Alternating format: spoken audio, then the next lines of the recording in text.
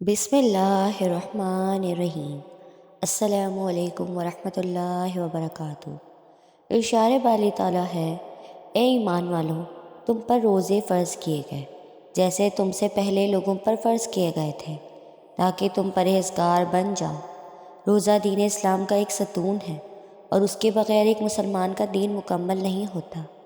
محترم ناظرین، اس ویڈیو میں بتایا جائے گا کہ وہ کون سے 9 لوگ ہیں جو اگر وہ روزہ نہ رکھیں تو انہیں کچھ بھی گناہ نہیں ہوگا۔ یعنی ان لوگوں کو رمضان میں روزہ نہ رکھنے پر چھوٹ ہے۔ ہر مسلمان مرد اور عورت جو بالغ ہو اور اپنے ہوش و حواس میں ہو، اس پر رمضان کے روزے فرض ہیں، یعنی کہ اس کے لیے پورے مہینے کے روزے رکھنا ضروری ہے، اور اگر وہ ان کی فرضیت کا انکار کرتا ہے تو وہ کافر ہے اور بلا وجہ روزہ چھوڑنا گناہ بھی ہے۔ لیکن کیا آپ جانتے ہیں کہ 9 لوگ ایسے بھی ہیں جنہیں رمضان کے مہینے میں روزہ نہ رکھنے کی چھوٹ ہے؟ یہ 9 لوگ رمضان کے مہینے میں روزے چھوڑ سکتے ہیں۔ نمبر 1، بیمار آدمی۔ سب سے پہلا انسان جو روزہ چھوڑ سکتا ہے وہ بیمار آدمی ہے۔ جو انسان سخت بیمار ہے تو ایسے انسان کے لیے روزہ نہ رکھنے کی چھوٹ ہے۔ اگر ایسا بیمار آدمی روزہ نہیں رکھتا ہے تو اس پر کچھ بھی گناہ نہیں۔ اب یہ بھی جان لیجئے کہ ایسی کون سی بیماری ہے جس میں روزہ نہ رکھنے کی چھوٹ ہے۔ ہم آپ کو بتاتے ہیں کہ یہاں پر ان بیماریوں کی بات نہیں ہو رہی جو کہ عام طور پر نارمل لوگوں کو ہوتی ہے، جیسا کہ اگر کسی کے سر میں درد ہو گیا، گھٹنے میں درد ہو گیا، کسی کو سردی یا زکام لگ گیا اور اس پر اس نے روزہ چھوڑ دیا، تو ایسا کرنا بالکل بھی جائز نہیں ہے۔ ایسے لوگوں کو روزہ رکھنا ضروری ہے۔ یہاں پر بیماریوں سے مراد ایسی بیماری ہے جس میں انسان کی جان جانے کا خطرہ ہوتا ہے۔ اب یہ بھی جان لیجئے کہ وہ کون سی بیماریاں ہیں کہ جس میں جان جانے کا خطرہ ہوتا ہے۔ تو اس بات کا ایسا پتہ چلتا ہے کہ اگر کوئی ماہر ڈاکٹر آپ کو یہ کہہ دے کہ اگر آپ بھوکے پیاسے رہیں تو روزہ رکھنے سے آپ کی جان جانے کا خطرہ ہو سکتا ہے، یا پھر ڈاکٹر آپ سے یہ کہہ دے کہ اگر آپ نے روزہ رکھا تو آپ کی بیماری ٹھیک نہیں ہوگی یا آپ کی بیماری اور بڑھ جائے گی، تو ایسی صورت میں رمضان کے مہینے میں روزہ چھوڑنا جائز ہے۔ لیکن چھوٹی موٹی بیماریوں میں روزہ چھوڑنا جائز نہیں ہے۔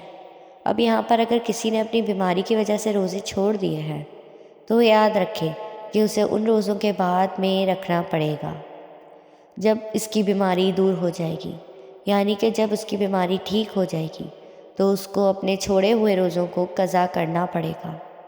اب اگر کسی کی بیماری ایسی ہے کہ وہ کبھی ٹھیک ہی نہیں ہوئی اور اس کا آخری وقت قریب آ گیا، تو ایسے میں وہ اپنے گھر والوں کو یہ وصیت کرے کہ میرے اتنے روزے چھوٹ گئے ہیں اور وہ ان کا فدیہ ادا کریں، اور فدیہ یہ ہے کہ ہر ایک روزے کے بدلے ایک مسکین کو دونوں ٹائم پیٹ بھر کر کھانا کھلائیں۔ نمبر 2، حاملہ یعنی پریگننٹ عورت، یعنی دوسرے نمبر پر حاملہ عورت ہے، یعنی جس کے پیٹ میں بچہ ہو۔ اگر ایسی عورت ہو اور روزے رکھنے پر اس کو اور اس کے بچے کو جان کا خطرہ ہو تو ایسی عورت بھی رمضان کے مہینے میں روزے چھوڑ سکتی ہے، اس پر کوئی گناہ نہیں ہوگا۔ ایسی عورت کے لیے بھی روزہ نہ رکھنا جائز ہے، لیکن یاد رہے کہ ایسی عورت بھی اپنے چھوڑے ہوئے روزوں بعد میں رکھے، یعنی کہ جب اس کی صحت ٹھیک ہو جائے تو اسے بھی اپنے چھوڑے ہوئے روزوں کو قضا کرنا ہوگا۔ اور اگر کوئی حاملہ عورت ہے اور اس کا ماہر ڈاکٹر اسے یہ کہہ دے کہ روزہ رکھنے سے اس کی یا اس کے بچے کی جان جانے کا کوئی خطرہ نہیں ہے، تو ایسی عورت کے لیے روزہ رکھنا ضروری ہوگا۔ نمبر 3، زیادہ بڑھاپا ہوتا، یعنی تیسرا شخص وہ ہے جو اپنی عمر کے آخری پڑاؤ میں پہنچ جائے، یعنی کوئی شخص بہت زیادہ بوڑھا ہو گیا ہو۔ تو اگر کوئی ایسا شخص ہے جو اپنے بڑھاپے کی وجہ سے اپنی جگہ سے اٹھ بھی نہیں سکتا ہے، بیٹھ بھی نہیں سکتا ہے، اور وہ اپنے بڑھاپے کی وجہ سے اتنا کمزور ہو گیا ہے کہ اس میں روزہ رکھنے کی بالکل بھی طاقت نہیں ہے، تو ایسا شخص بھی اگر رمضان کے مہینے میں روزے نہیں رکھے گا تو اس پر بھی کوئی گناہ نہیں ہوگا۔ تو ایسے بوڑھے شخص کے لیے بھی روزہ چھوڑنا جائز ہے، لیکن یاد رہے کہ ایسے شخص کے لیے بھی فدیہ ادا کرنا ضروری ہے۔ اور پھر اگر ایسے شخص میں بھی بعد میں اتنی طاقت آ جائے، وہ اپنے آپ کو تندرست محسوس کرے، تو اس کو چاہیے کہ اپنے چھوڑے ہوئے روزے بعد میں رکھ لے، اور ان کی قضا کرے۔ لیکن اگر کوئی شخص اپنے بڑھاپے کی وجہ سے اتنا کمزور ہو گیا ہے کہ اسے اپنے ٹھیک اور صحت مند ہونے پر کوئی امید ہی نہیں ہے تو اس کے لیے روزے معاف ہیں، لیکن اسے بھی اپنے ہر روزے کے بدلے میں فدیہ دینا پڑے گا، اور یہ فدیہ یہی ہے کہ اپنے ہر روزے کے بدلے میں ایک مسکین کو پیٹ بھر کر 2 وقت کا کھانا کھلانا ہوگا۔ نمبر 4، دودھ پلانے والی عورت۔ یہاں یہ بات بھی واضح کر دیں کہ پہلے زمانوں میں ایسی عورتیں ہوا کرتی تھیں جو لوگوں کے بچوں کو دودھ پلانے کا کام کیا کرتی تھیں۔ وہ لوگوں کے بچوں کو اپنے ساتھ لے جایا کرتی تھی اور 2 یا 2.5 سال کے لیے اس بچے کو دودھ پلایا کرتی تھی، اور انہیں دائیاں کہا جاتا تھا۔ ایسی عورتوں کے لیے بھی رمضان میں روزے رکھنا پر چھوٹ ہے۔ جو بچے وہ دودھ پلاتی ہیں، لیکن چونکہ اب ایسا زمانہ نہیں رہا، لہٰذا ایسی مائیں جو اپنے بچوں کو دودھ پلاتی ہیں اور اگر ان کا ڈاکٹر نہیں یہ کہا ہے کہ ان کے روزے رکھنے کی وجہ سے ان کے بچے کو خطرہ ہے، تو ایسی ماؤں کو بھی روزہ چھوڑنے پر کچھ گناہ نہیں۔ لیکن یاد رہے کہ ایسی عورت کو بھی بعد میں اپنے روزوں کی قضا کرنی ہوگی۔ نمبر 5، پاگل یا دیوانہ شخص۔ یعنی 5واں شخص وہ ہے جس کا ذہنی توازن خراب ہو چکا ہو اور وہ پاگل یا دیوانہ ہو چکا ہو، اور جو اپنے آپ سے باہر ہو چکا ہو، اور جو بہکی بہکی باتیں کرتا ہو، اور جو نہ کچھ سمجھ رکھتا ہو نہ کچھ سوچ رکھتا ہو، جو اچانک بے ہوش ہو جاتا ہو، جو ایسے لوگوں کو بھی روزہ چھوڑنا جائز ہے۔ یعنی کہ اگر ایسا شخص جو بھی روزہ نہ رکھے تو اس پر بھی کوئی گناہ نہیں ہوگا، لیکن ایسے شخص کو بھی چاہیے کہ بعد میں جب وہ ٹھیک ہو جائے تو اپنے چھوڑے ہوئے روزوں کو قضا کر لے۔ نمبر 6، حیض و نفاس والی عورتیں۔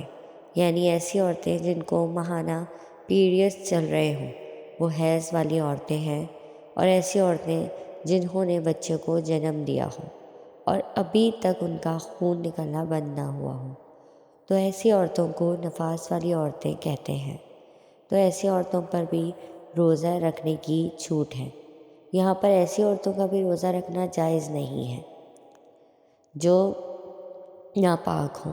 یہاں یہ بھی یاد رکھیں کہ پہلے بیان کیے گئے 5 قسم کے لوگ اگر روزہ رکھ لیتے ہیں تو ان کا روزہ قبول ہو جائے گا، لیکن حیض اور نفاس والی خواتین اپنی اس حالت میں روزہ نہیں رکھ سکتی، اور اگر وہ رکھیں گی تو ان کا روزہ قبول نہیں ہوگا اور ان پر سخت گناہ ہوگا۔